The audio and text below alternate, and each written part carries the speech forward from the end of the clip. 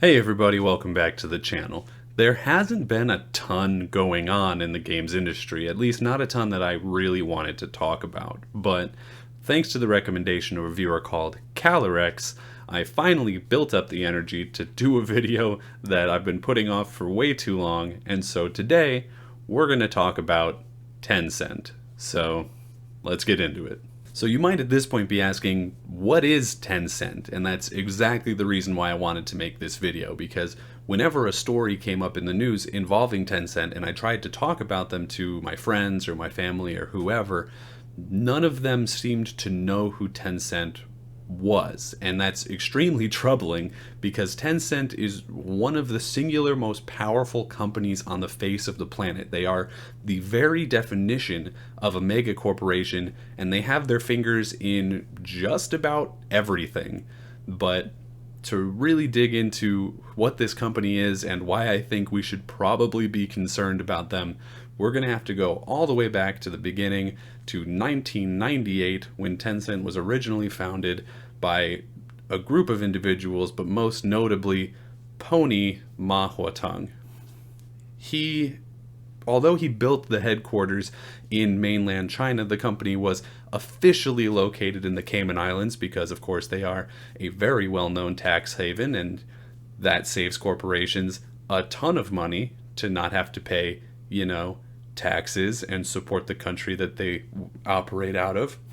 But their first thing that they did is they released a messenger app, and it was called OICQ, but they were immediately sued for it by AOL, who had a very suspiciously similar messenger app called ICQ, which was a transliteration of the phrase I seek you. So Tencent, right out the door, got sued, had to change the name of OICQ to just QQ. And for that reason and a multitude of other ones, they actually launched into a number of financial issues and ended up having to sell 46.5% of the company, Tencent, to a South African media company called Naspers in 2001, who, despite Tencent's sort of meteoric rise to power, still owns 28.9% today, so they're doing quite well for themselves. But eventually, Tencent turned this losing strategy into a very slow money-making endeavor. They started selling ad spaces on their messenger app and subscription services, and QQ had this little penguin mascot who they would sell the ability to sort of dress him up, right? So you could buy like a little scarf for him to wear or like a little coffee for him to have, and people just absolutely ate that up until about 2011, when they launched what they're probably best known for, a super app called Weixin, or for those of us who grew up in the Western world and didn't ever learn the phonemes necessary to understand or speak either Cantonese or Mandarin, WeChat. And so WeChat is sort of this one app to rule them all. It's obviously a messenger app, but also a social media platform, a streaming service, a video conferencing service, a video sharing platform like YouTube. You can even monitor your bank accounts and make payments through it, similar to like an Apple Pay or Google Pay. And it's become so popular that in 2018 it officially became the world's largest standalone mobile app with over 1 billion monthly active users, which is conveniently almost the entire population of China. So it actually has become so ubiquitous with the Chinese people that they launched a feature called Heat Map or something to that effect, where you can actually look at a map of China and see sort of where there are large groupings of people and decide whether or not, oh, the market is too busy today, I'm not going to go run my errands or whatever. And I'm not going to get into how creepy and exploitative that is just yet. But don't worry, there'll be plenty of time to talk about how potentially nefarious that entire app is later.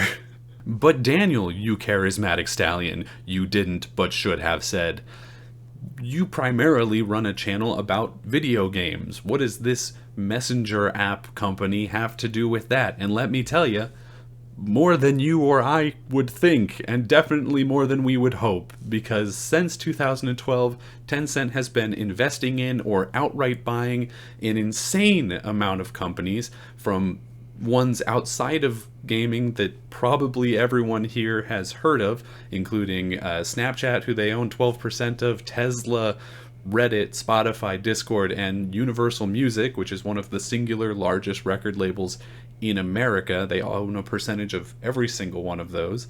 But specifically for gaming, they own all of Riot Games, the maker of League of Legends, the most popular MOBA on the planet. They own 40% of Epic Games, maker of Fortnite and the Unreal Engine. They have a percentage of Blue Hole, the makers of PUBG, Ubisoft, Activision Blizzard, Grinding Gear Games, who makes Path of Exile, they own 80% of that. Supercell, the Clash of Clans company, they also own 84% of that.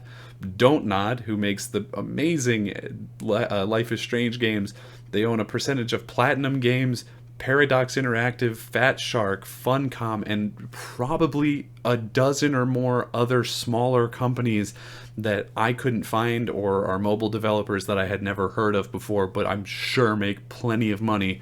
And they are currently in the process of buying all 14 studios involved in Sumo Digital for $1.27 billion. And Sumo Digital, if you haven't heard of them, they might not be like the best group of studios. Their two most recent games are Sackboy: A Big Adventure, which I haven't played yet, but looks woefully mediocre, and then Crackdown 3, which I think we can all agree was pretty bad.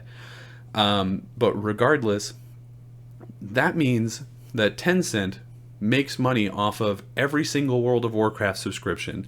They make money off of every single purchase in Overwatch, every single Call of Duty game sale, every single V-Buck, a Fortnite V-Buck sale, every single time the Unreal Engine is licensed, every time someone buys something on Clash of Clans. And so between the sort of piecemeal money that they get from all of these different locations, they actually make more money just in video games than either Sony, Nintendo, or Microsoft, which is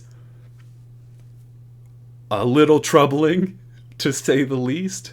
And as if that's not enough, you know, we talk about over here how Steam sort of has nearly a monopolistic level control over the PC games marketplace. Their PC marketplace in China, which is called WeGame, clearly as a way of building off the WeChat moniker, is both larger in scale and makes consistently more money than Steam.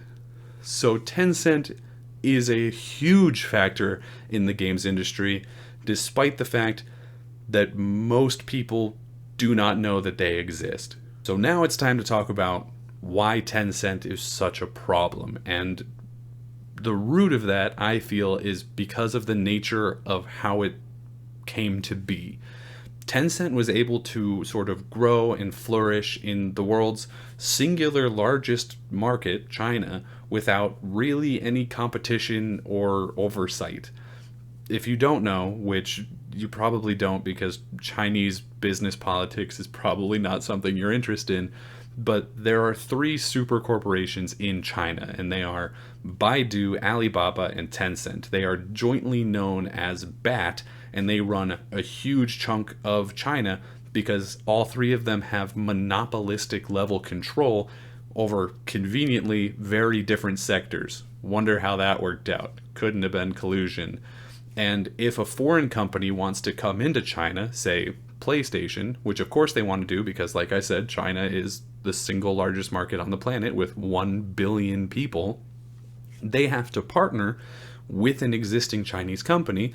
And again, there's really only three, so when PlayStation came over to China to sell the PS5, they had to partner with Tencent. And so now Tencent is getting a cut of the sales off of the PS5 in China, where the PS5 is doing very, very well.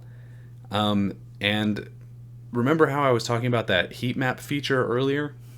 where you could sort of see where people are. Well, the information that that app gathers doesn't just say how many people are there, it also says what people are there and all of their demographic breakdown. And so the Chinese government literally and unabashedly uses this WeChat feature in a part of their mass surveillance network to, quote, track irregular assemblies in order to determine unlawful assembly. So they are using it to actively police their people. And if you know anything about Chinese government, they are not doing this for good reasons. And that shouldn't really come as a surprise, because Tencent also released a mobile game literally called Clap for Xi Jinping, an awesome speech, in which players are given, I think it's 19 seconds, to generate as many claps as possible for the head of the Communist Party of the same name. And it did very well, apparently, in China. I don't know if maybe they pushed it to everybody's phone like a U2 album or something, but regardless, in 2019, Tencent began collaborating with the publicity department of the Chinese Communist Party in order to develop, quote, patriotic games, which, again, this is all very troubling stuff.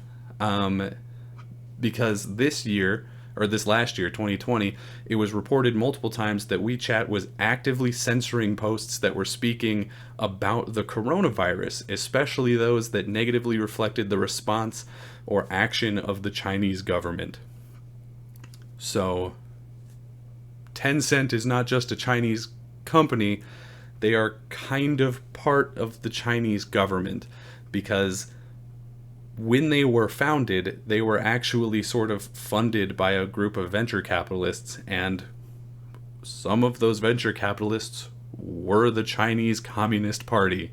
So from the very beginning, Tencent has been actively a communist company. And for that reason, they are a major proponent of the Great Firewall, which is this large-scale effort designed to kind of isolate China from the rest of the world in terms of the internet. So basically, we can't see the stuff that they post, and they can't see the stuff that we post, and it's just really, really troubling stuff. Because this company now owns stake in some of the singular most popular and most monetarily influential companies in the games industry, right? You know, to bring it back to the relevance to this channel, you know, Activision Blizzard, Epic, Riot Games, you know, these are all extremely powerful companies that, you know, control a good chunk of the games industry. And we've already seen Tencent sort of lean on these companies for certain things. Like, do you remember when the whole Blitzchung thing was going down?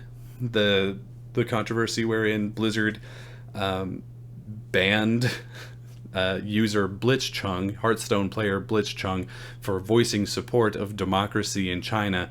They banned him for, I believe it was 6 months, and they took away all of his prize money. And it was only because of a massive outlash from fans, from US fans and just Western fans in general, that they eventually put forward a extremely non-committal and unspecific apology video that was voiced by their president, J. Allen Brack, who has conveniently also recently stepped down or was removed from Blizzard under mass allegations of sexual harassment. So just a good guy all around. And actually, now that I think about it, I think Riot Games, who Tencent also owns, also had widespread issues with sexual harassment. So there's another really fun common thread. But if they're able to exert that level of control over a company who they only own 5% of, what does that say for a company like Epic, who they own 40% of, or obviously Riot Games or Sumo Digital, who they own or will own all of? You know, these are big companies who have a lot to say in what does and does not happen in the games industry, and if it's being controlled by quite literally the Chinese government, what does that mean for gaming in general? So just to put sort of a big bow on this whole thing, Tencent is one of the most powerful companies on the planet, with really troubling ties to the Communist Party in China, who actively censors free speech, keeps China isolated from the rest of the world, keeps extremely in-depth and invasive surveillance on its users, and has a massive footprint in the games industry, and most people probably don't even know they exist, which is by far the scariest part of all of this. So I just want to say Taiwan is an independent country. Communism doesn't work. China is deeply, deeply corrupted. And, I'm really sorry that this video got probably a lot heavier than I wanted it to, or that is normal for this channel. It's one of the many reasons why I put this video off for as long as I did, because I really didn't want to get too political, but I feel like it's sort of impossible to talk about this company without getting political. I think it's really important that people understand sort of what this company is and what they're doing, so that people can make more educated decisions while voting with their wallet in regards to Tencent-owned companies. And regardless, let me know what you think about all this in the comments below. Did you learn something? Was this terrible and you never want me to do anything like this again? This video was recommended by a user called Calorex. So if you have a topic you'd like to see me cover, do like they did and let me know. But anyway, until next time, I'll see you around.